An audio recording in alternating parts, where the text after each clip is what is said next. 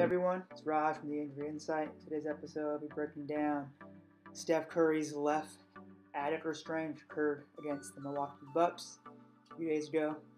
He had an MRI recently, and it's been revealed that he's day-to-day, so my guess is that it's a mild grade 1 strain. So if you haven't seen the play, here we go. Steph's running left to right in transition. You can see him immediately grab at the inside of that groin, the adductor area. And the multi-directional sports are actually the most prevalent for adductor strains. Now, the adductors are actually a group of muscles that connects from your pelvis down to the inside of your femur, that thigh bone. You can see them pictured here. There's actually a group of 5. There's only 3 pictured here.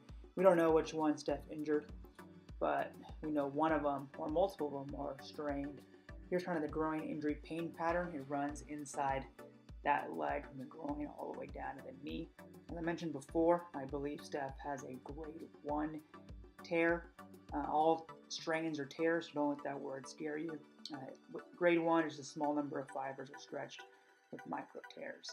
So the adductors, what do? The first thing that they do is they actually move the leg kind of away outwards, which is obviously critical in movement. Secondly, what they do is, depending on which muscle is injured or which muscle the adductors we're talking about, they can actually flex your knee and they rotate your knee inwards as well, which obviously is critical in any basketball movement. A lot of rotation, internal and external, at the knees.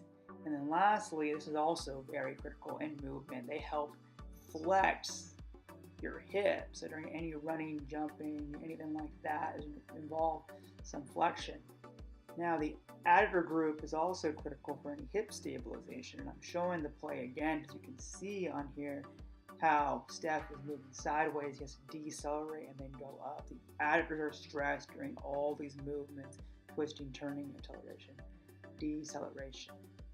All right, so now the next question becomes, if he's day-to-day, what does that mean? So basically, he'll be assessed treatment, they'll assess pain and movement, and then they'll assess his response to activity, and then they'll see on a game-to-game basis where he's at.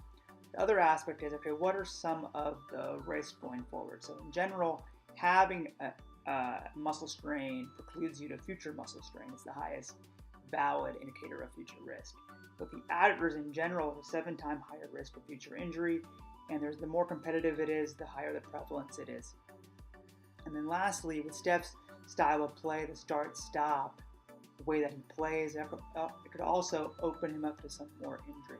However, overall, I don't really expect him to have much residual issues with the injury, and I think he'll be back pretty soon and back to doing what he does. All right, until next time, guys.